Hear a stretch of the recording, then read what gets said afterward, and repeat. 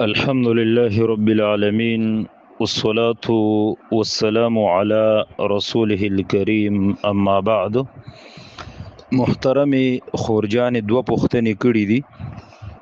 یو پختنې دا کړي چې کله د یو خزي دو خاوندانی یو خاوند وفات شي او دا خزه بیا بل خاوندو کی نو په جنت کې به دا خزر دی اولنی خاون سره کده دویم خاون سره وي.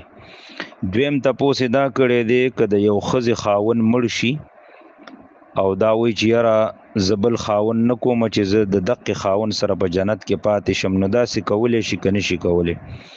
نو کله چې د یو خزي دوه خاوندانی نو په جنت کې به دا د اخیری خاون سره کم چې د دویم خاون کړی دی د دې سره وي. شیخ البانی رحمت الله علیه په سلسله الاحادیث الصحیحه کې دریم جلد په 275 کې رقم حدیث ته 1281 هغه کې دا مسله په احادیثو کې ذکر کړی ده.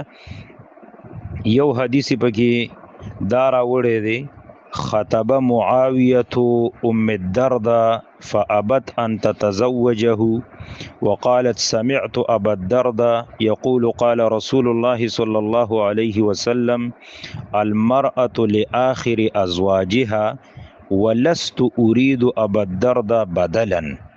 معاویه رضی الله تعالی عنہ د ابو دردا رضی الله تعالی عنہ چې کومه بیبي او ام الدرداء رضی الله تعالی عنہ هغه پسې د نکاح پیغام ولېګو چې زتا سره نکاح واده کول غواړم.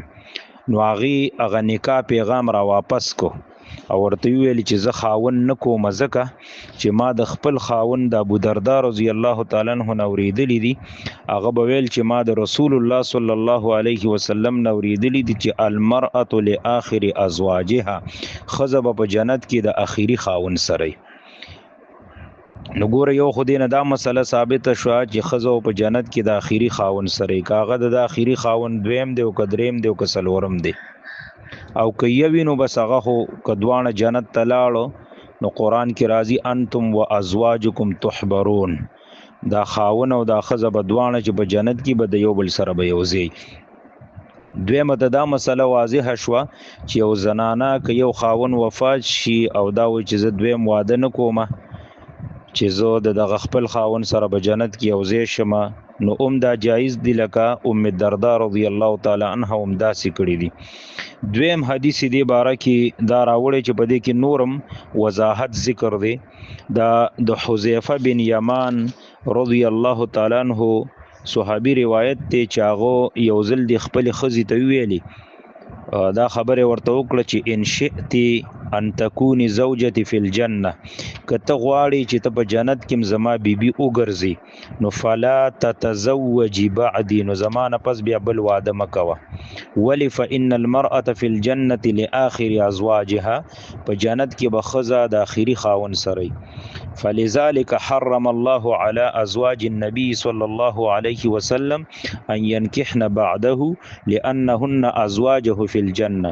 و دې وجنه نبی علیہ الصلوۃ والسلام بیبیانی په نور امت باندې حرام دي ځکه چې دا به د رسول الله صلی الله علیه وسلم په جنت کې هم بیبیانی وي. دا روایت هم د سلسله الاحاديث الصحیحه دریم جلد صفحه 275 کې ذکر دی او دوانه صحیح احادیث دي. والله اعلم. هذا وبالله التوفیق.